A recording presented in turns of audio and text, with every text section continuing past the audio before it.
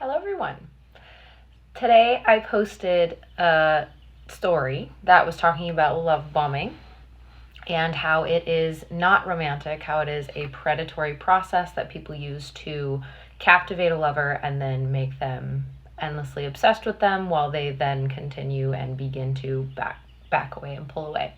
So I was thinking that this is probably an amazing topic to talk about because intermittent relationships, like intermittent reward relationships, are incredibly toxic, incredibly damaging, and I think a lot of our society is predicated upon this type and style of dating, which is why a lot of us feel very sad, confused, angry, hurt following many of our relationships because these patterns are thought to be romantic when in fact they're actually very dangerous and toxic. So when you are on a first date with someone, how can we tell the difference between love bombing and then genuine interest? So someone who's genuinely interested in you is going to ask questions, but it won't be to the level of like an extreme obsession, and they will also have boundaries about the depth of the questions.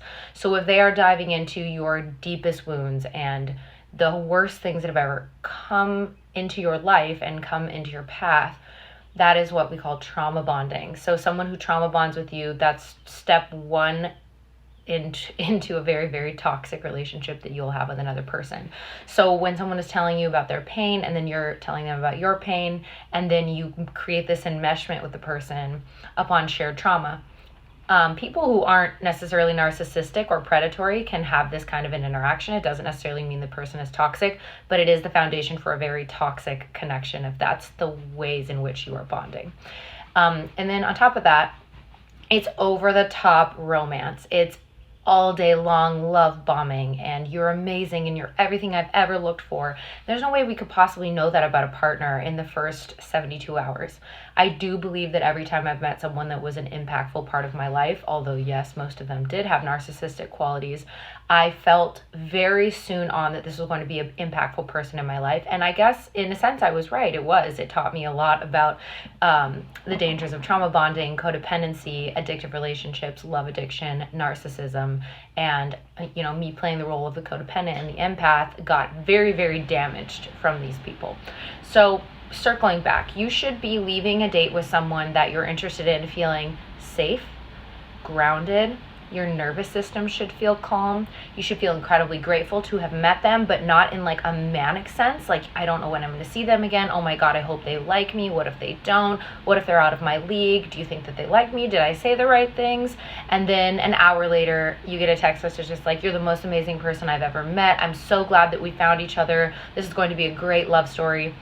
So it's very romantic, and we should love our partners in an incredibly heightened way, right? As you deepen a relationship, 6 months, a year, 5 years, 6 years, I believe you can have incredibly romantic honeymoon phases forever in a relationship.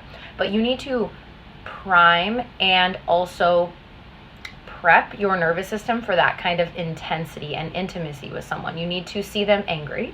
You need to see them incredibly happy, see them broke, see them rich. Like, you need to get them see them in grief, see them when something bad happens to them. You need to see this person in all facets, because it's really easy to think that someone's an amazing partner until you go through a hardship and you see that they are completely incapable of handling tragedy or trauma or supporting you.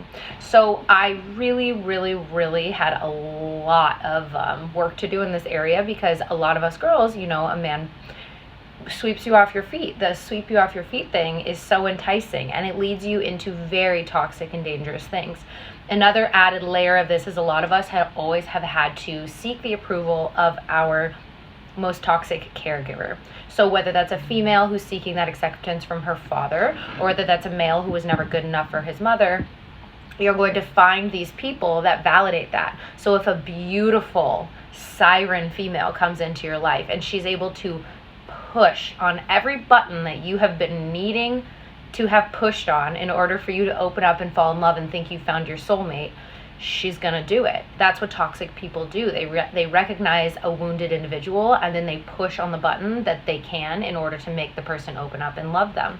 And then what happens is a series of withdrawal, hot, cold, that creates an addictive like pattern within the person's nervous system and within their body. And this is where intermittent reward relationships come from.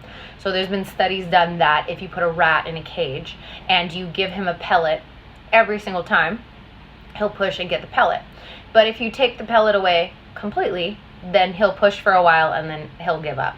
But then they did this intermittent reward where they would give him a pellet, and then five times they wouldn't get a pellet, and then they would give him a pellet again. What they found is after they did the intermittent reward, when they stopped the pellets completely, the mouse kept trying no matter what. If they did intermittent reward even one time with the mouse, he would end up not grooming, he would stop eating, and it would severely tax on his mental state.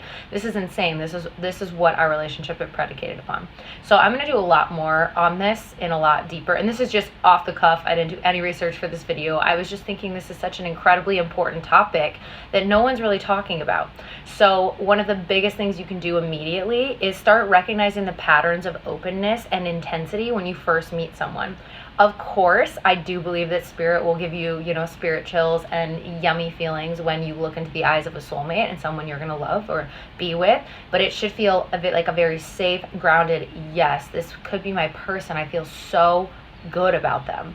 Not manic, heightened, erratic, lustful. It's almost like dangerous, right? It's almost that like you're alive, you're on fire. Those types of connections typically aren't long-term or long-standing unless both people agree to go to therapy and learn how to normalize a normal and healthy relationship, which tends to, especially for people like me with patterns of abuse and chaos, they tend to feel fairly boring. And so I think that that's why a lot of young men, especially, like, of course, you guys shouldn't settle down with someone until you're good and ready to settle down with someone. Enjoy your youth, enjoy going out, enjoy meeting lots of women, enjoy doing whatever it is that you want to do. And I think women can also have permission to date whoever they want and go out and have fun and enjoy their life. The difference is we often get shamed for that behavior pattern. And it is, psychologically and in our genetic upbringing, let's say, the woman is supposed to hold space for the man to arrive. We are supposed to sit and receive and hold space until our king arrives and he sees us and he says, that's my queen. So there is something that goes into feminine energy being receptive energy rather than chasing energy. So if a woman is out, on the prowl, like hunting men, then that's her and her masculine. But that is a whole other topic. So be careful who you date. These people are going to raise your children. These people are going to be in your life forever. And in my case, can cause incredible damage to your financial stability, your mental stability, your emotional stability. So just be super, super cautious of who you are deciding to sleep next to at night and have sex with and spend holidays with. Love you. Goodbye.